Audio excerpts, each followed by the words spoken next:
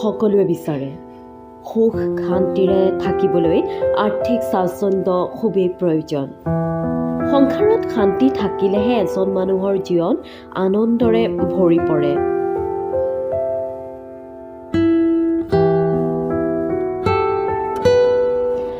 Doctor Radhakanta ভাট এগৰাকী বাস্তৱ বিশেষজ্ঞ আৰু জ্যোতিষী। তেওঁ কয় যে কেইটামান বাস্তৱ টিপছ আছে যি শাৰীৰিক আৰু মানসিক স্বাস্থ্যৰ লগতে অৰ্থনৈতিক উন্নতিও কৰে।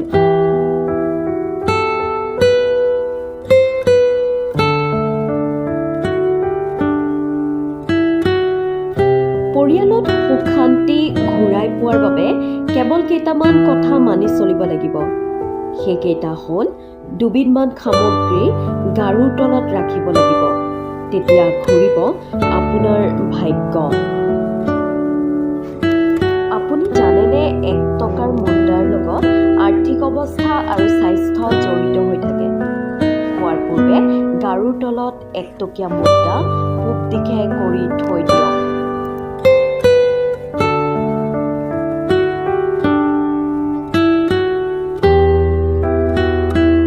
পুৱা উঠি আকৌ সেই মুদ্ৰাটো নিজৰ বেগত সুমুৱাই থৈ নিদিব। গাৰুৰ তলত ৰখা সেই মুদ্ৰাটো এজন দুখীয়া মানুহক দান কৰি দিব আপুনি।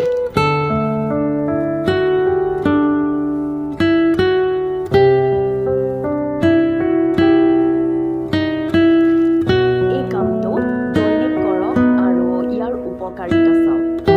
এই কামটোৰ ফলত আপুনি মানসিক অৱসাদৰ পৰা মুক্তি পাব।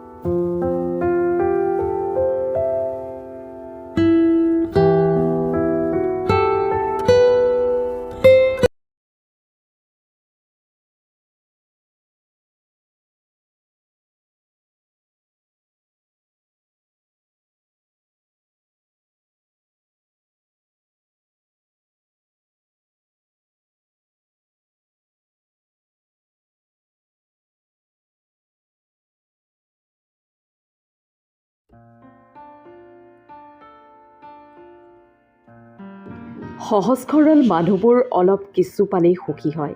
সেইবাবেই চাগে সিহঁতৰ কপালখন বহুত বেয়া। সুখত নহয়, মই দুখতেই সুখী। সুখবোৰ তেওঁকহে দিয়া ভগৱান, যাক মই নিজতকৈও বেছি ভাল পাওঁ। সত্য এইটোৱেই যে টকা পইচা নাথাকিলে কোনো কাৰো আপোন নহয়। এবাৰ নহয়, দুবাৰ নহয়, 1000 বাৰ কাজিয়া লাগি সম্পৰ্কত ফাট মেলিলেও সঁচা ভালপোৱা কেতিয়াও হাৰি নাযায়। আকৌ সম্পৰ্ক ঠিক হৈ যায়। মা একমাত্ৰ নাৰী যাৰ লগত বহুত কাজিয়া হ'ব পাৰে, কিন্তু কেতিয়াও ব্ৰেকআপ নহয়। জীৱনত সুখী হ'বলৈ হ'লে টকাক পকেটত ৰাখিবলৈ শিকক, মগজুত নহয়। আৰু আশা নিজক লৈ কৰক, আনক লৈ নহয়। জীৱনত যি পাব লগা আছে সকলো সময় থাকোঁতেই আদৰি লওক, কিয়নো জীৱনে সুযোগ কম দিয়ে আৰু প্ৰতাৰণা বেছি কৰে।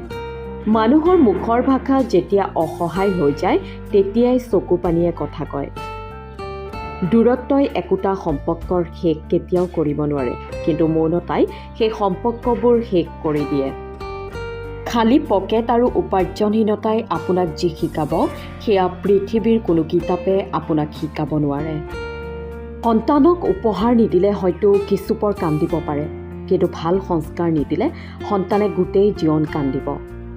এটোপাল নেমুৰ ৰসে যিদৰে 1000 লিটাৰ গাখীৰ নষ্ট কৰি দিয়ে, ঠিক সেইদৰে মানুহৰ অহংকাৰে তেওঁৰ 1000 ভাল গুণকো নষ্ট কৰি দিয়ে। মানুহে জ্ঞানৰ পৰিচয় দিয়ে কথাৰে, যোগ্যতাৰ পৰিচয় দিয়ে নিজৰ কৰ্মৰে, আৰু বংশৰ পৰিচয় দিয়ে নিজৰ ব্যৱহাৰে। মনত ৰাখিব, সৌন্দৰ্যই হয়তো আপোনাক এদিন এৰি যাব, কিন্তু সুন্দৰ জ্ঞান চিৰদিন আপোনাৰ লগত থাকিব, আপোনাক সহায় কৰিব। কিছুমান মানুহে নিজকে লৈ বহুত অহংকাৰ কৰে, নিজকে লৈ গৌৰৱ কৰে, কিন্তু তেওঁলোকে হয়তো নাজানে যে ফুলৰ সৌৰভ আৰু মানুহৰ গৌৰৱ বেছিদিন নিটিকে। আমি এইটো কোনোদিন পাহৰি যোৱা উচিত নহয় যে এই জগতত একোৱেই চিৰস্থায়ী নহয়, আনকি আমাৰ সমস্যাবোৰো। স্বাস্থ্য, সম্পত্তি, ক্ষমতা, ভালপোৱা এই চাৰিটাক লৈ কেতিয়াও অহংকাৰ নকৰিব। দেখিব যে যি বস্তুটো আমাৰ কাষত নাথাকে আমি সেইটোকে পাব বিচাৰোঁ, আৰু যিটো আমাৰ কাষত থাকে আমি সেইটোকে গুৰুত্বহীন কৰোঁ, অৱহেলা কৰোঁ। মানুহে আনৰ পৰা পোৱা সন্মান আৰু আপোনজনৰ পৰা পোৱা অপমান কেতিয়াও পাহৰি নাযায়। যাক মূল্য দিবলৈ গৈ প্ৰতিনিয়ত নিজৰ মূল্য হেৰুৱাবলগীয়া হয়, তেওঁ আপোনাৰ জীৱনৰ এটা অভিশাপৰ বাহিৰে আন একো নহয়। আপোনাক ভালপোৱা মানুহবোৰ আপোনাক দেখি সুখী হ'ব, আৰু আপোনাৰ শত্ৰুবোৰে বহুত বেছি কষ্ট পাব। জীৱনটো জ্ঞানীৰ বাবে এটা উপহাৰ, আৰু মূৰ্খৰ বাবে জীৱনটো কেৱল এখন নাটক। অতিৰিক্ত সুখী থকাৰ কথা আৰু অতিৰিক্ত কষ্টত থকাৰ কথা কেতিয়াও কাকো নক'ব, কাৰণ সুখত থকা দেখিলে মানুহৰ নজৰ লাগে, আৰু কষ্টৰ কথা গম পালে মানুহে তাত নিমখ ছটিয়ায়।